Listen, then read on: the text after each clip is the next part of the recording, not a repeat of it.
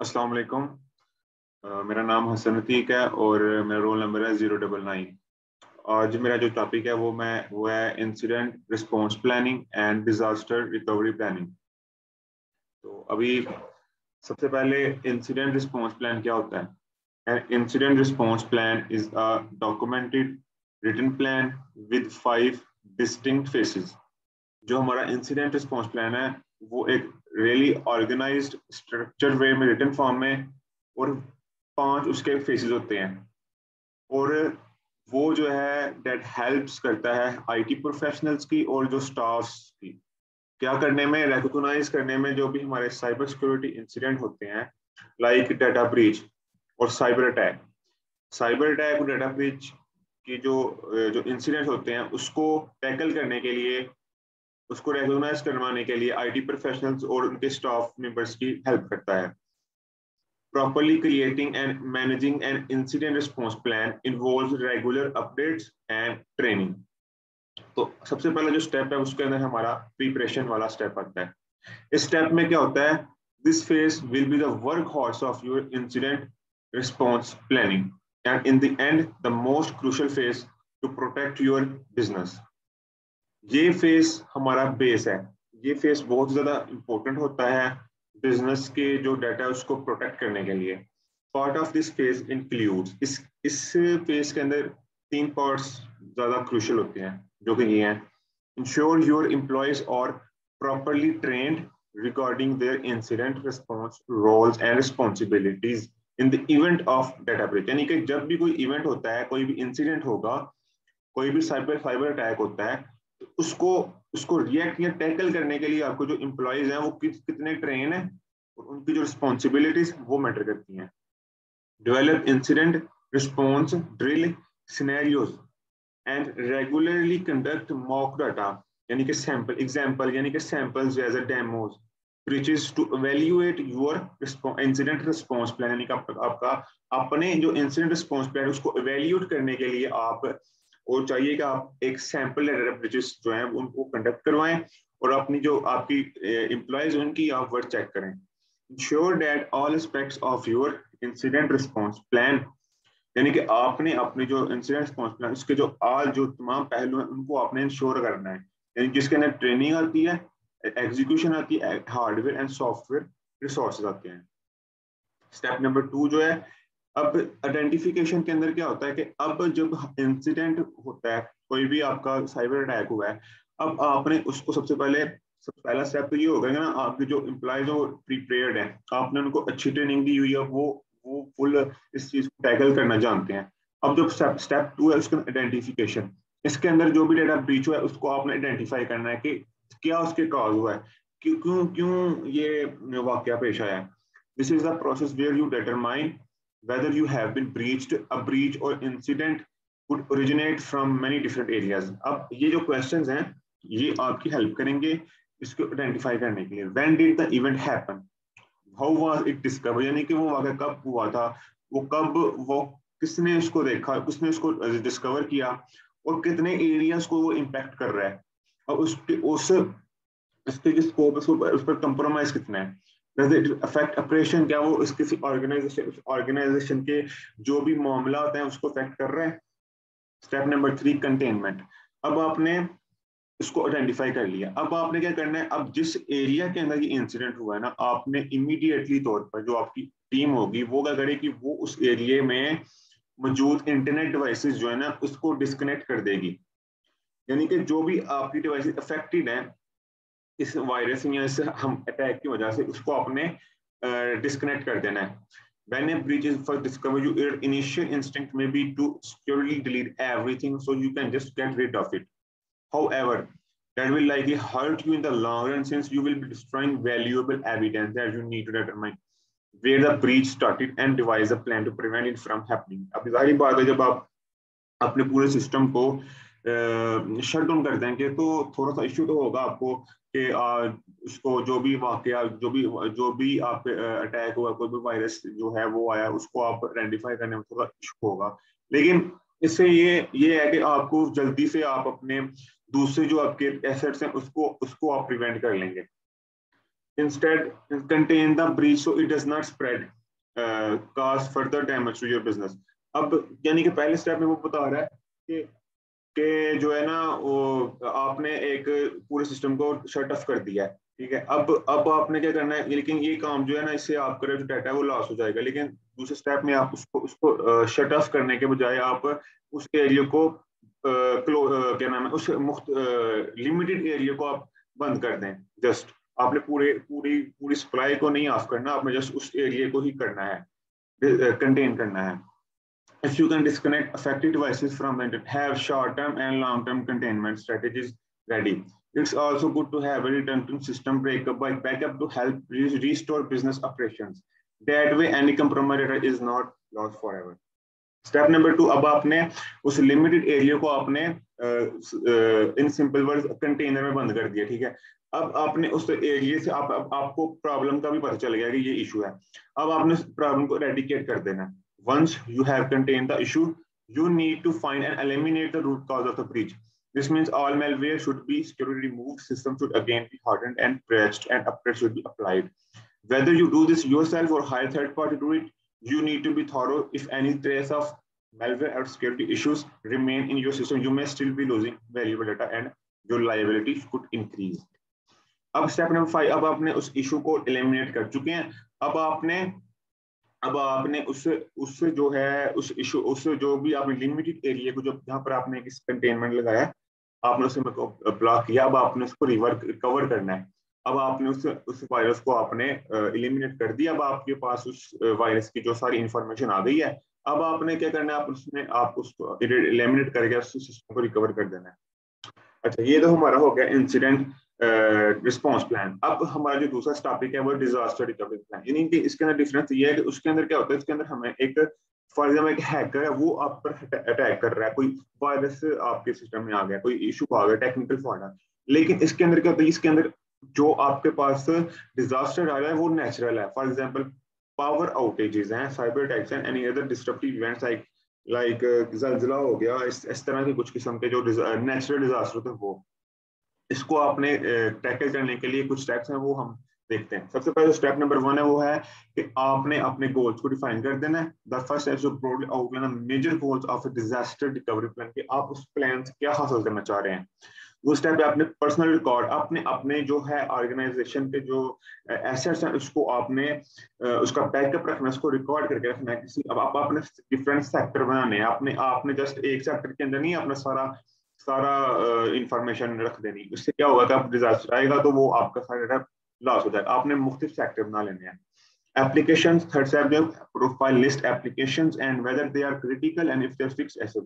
अब आपने उनमें से चेक करना है कि कौन कौन सी जो आपके डाटा है वो जो आपकी एप्लीकेशन है उसमें से कौन सी इंपॉर्टेंट है, उनको आपने लिस्ट कर लेना है। Step number 4, inventory profile, list the manufacturer, model, serial number and whether each item is owned और लीज्ड। अब आगे स्टेप नंबर 5 के अंदर अब आपने उसके डिफरेंट सेक्टर बना चुके हैं। अब आपने उसको क्या नाम है, फॉर एग्जाम्पल अब अटैक होता है, ठीक है। अब आपने जो जिस डेटा सेंटर पे ये नेचुरल डिजास्टर आता है, अब आपने उस पर क्या करना है, अपने जो पिछले स्टेप्स को रिपीट करना है। आपने उसको क्या करना है, आपने जो आपने डाटा को कॉपी किया हुआ है, आपने इसको जो उसकी बैकअप बनाया हुआ आपने उसको फिर आप इंस्टॉल कर सकते हैं। अब आपने क्या करना है, restoring the entire system to get your system back to the way it was before disaster using a procedure और recovering after complete system loss, ठीक है। स्टेप नंबर 6 है कि जो डाटा सेंटर आपका अब डैमेज हुआ था, अब हमें उसको रिकंस्ट्रक्ट करना है और फिर उसके अंदर आपने अपने जो भी फाइल्स हैं वो एसेट्स हैं उसको अपने इंस्टॉल कर देना है। Step number 7, testing a disaster recovery and cyber recovery plan in successful contingency planning. It is important to test and evaluate the DR plan regularly. Data processing operations are volatile in nature, resulting in frequent changes to equipment, program, and documentation. This action make it critical to consider the plan as a changing document. अब आपने जो भी disaster plan आपने उसको जो apply किया, अब आपने उसकी जो है वो इसको असेसमेंट करना है, उसको असेसिंग करना है और देखना है कि वो अच्छी तरीके से सक्सेसफुली इम्प्लीमेंट हो गया, तो फिर ये हो जाएगा। अब जो नेक्स्ट टॉपिक है वो क्राइसिस मैनेजमेंट, वो मेरे जो कलीग हैं एहसन जवाद वो आपको डिस्क्राइब करेंगे। जी एहसन। अस्सलाम वालेकुम, मेरा नाम है एहसन जवाद, रोल नंबर है 088। मेरा टॉपिक है क्राइसिस मैनेजमेंट।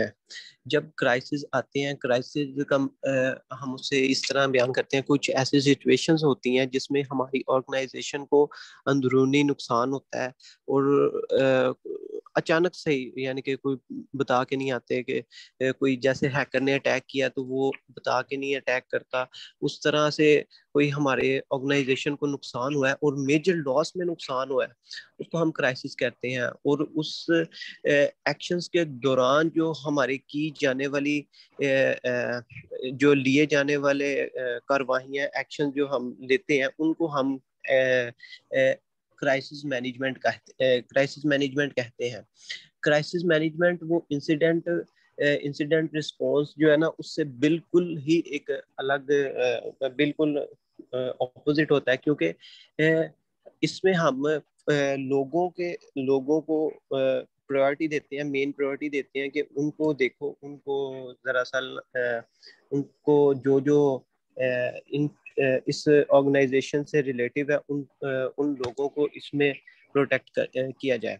उसके लिए हमारे पास अकॉर्डिंग टू गार्टनर रिसर्चर ने कहा था, नेक्स्ट करें सर। गार्टनर रिसर्चर ने कहा था, जो हमारे पास एक टीम होती है, वो अगर कोई भी हादसा पेश आ जाए, हमारी कोई इंटरप्राइजेज ऑर्गेनाइजेशन में जो भी हादसा पेश आ जाता है, उसमें जो की जाने वाली उसको रिस्पॉन्सिबिलिटीज हैं, उनको जो वो मैनेज करते हैं, उनमें कुछ एक्टिविटीज ये शामिल हैं जो कि क्राइसिस मैनेजमेंट टीम एक परफॉर्म करती है। वो इस चीज का ख्याल रखती है कि जो क्राइसिस के दौरान है वो उनमें जो लोगों के पर्सनल, यानी कि जो मदद अगर किसी को जरूरत है तो वो की जाए। उसमें determining the event impact on normal business operations, यानी कि हमारे जो आम कारोबार पर इसका क्या असर पड़ा है, और इससे हम अगर तो हमें बड़ा लॉस हुआ है तो हमें इसका ऐलान कर देना चाहिए कि अगर ज़रूरत होगी तो we can talk to the peoples. Keeping the public informed, हमें लोगों को इस चीज़ के बारे में इन्फॉर्म कर देना चाहिए कि जो एक्शंस हम ले रहे हैं या हम लेने वाले हैं इस क्राइसिस के दिफा के लिए। उसके बाद आ जाता है कि हम लोगों से कम्युनिकेशंस करते हैं, जो भी इसमें दिलचस्पी रखते हैं, यानी कि जो भी इसमें इन्वॉल्व होती हैं, ऑर्गेनाइजेशंस होती हैं, इंडस्ट्रीज होती हैं, हमारे पार्टनर्स होते हैं, हमारे कस्टमर्स होते हैं, उन सबको इस चीज़ के बारे में रेगुलर अपडेट देते रहना चाहिए कि हम क्या क्या एक्शंस ले रहे हैं इससे बचने के लिए। नेक्स्ट आता है की एरियाज। इसमें हम देखते हैं कि अगर क्राइसिस जो टीम इसको ऑपरेट कर रही है, उसे एक कमांड सेंटर कायम कर लेना चाहिए, और जब तक ये क्राइसिस रहते हैं, यानी कि जब तक ये क्राइसिस खत्म नहीं होते, तब तक वो टीम इस पे पूरी पूरी तरह फोकस रहे और वो किसी और दूसरी तरफ इस चीज पर दूसरी तरफ फोकस ना करे। इसलिए हम एक मखसूस टीम को तैयार कर देते हैं। उनमें से कुछ हमारे पास क्राइसिस मैनेजमेंट के कुछ ये पॉइंट्स शामिल हैं कि वेरीफाइंग पर्सनल हेड काउंट, यानी कि हम हर एक का हिसाब किताब रखें कि जो भी एम्प्लॉय है हमारा, वो वेकेशंस पे गया हुआ है, छुट्टी पे था या कोई बिजनेस ट्रिप पे था, तो उसको किसी चीज़ की ज़रूरत या मदद वगैरह जो भी है उसकी ज़रूरत तो नहीं है। उसके बाद हम देखते हैं चेकिंग द अलर्ट रोस्टर्स। इसमें हम ये देखते हैं कि जो भी हमारे एम्प्लॉयज या उनके रिश्तेदार हैं, उनके फोन लिस्ट, उनके जो मोबाइल लिस्ट है, उसको हम यूज करके हर एक से इंडिविजुअल तौर पर चेक कर सकते हैं कि किसी चीज को, किसी इंसान को किसी चीज की जरूरत तो नहीं है, किसी मदद की जरूरत तो नहीं है। हम उसको बता देते हैं कि अगर तो ये क्राइसिस चल रहे हैं तो आपको काम में आना चाहिए या काम पे नहीं आना चाहिए जब तक क्राइसिस खत्म ना हो। उसके बाद हमारे पास आ जाता है, नेक्स्ट पॉइंट आता है चेकिंग इमरजेंसी इंफॉर्मेशन कार्ड्स।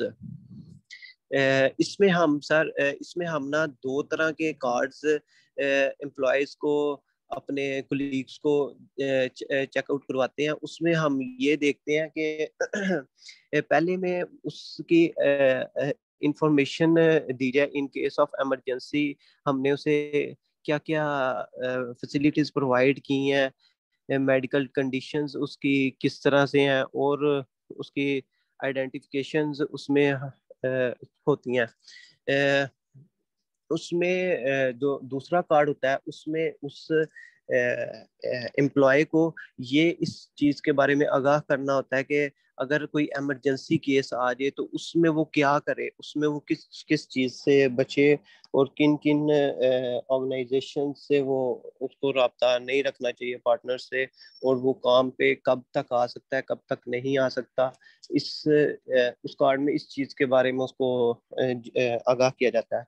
उसके बाद हम देखते हैं कि क्राइसिस मैनेजमेंट जो होता है उनका वो होता है कि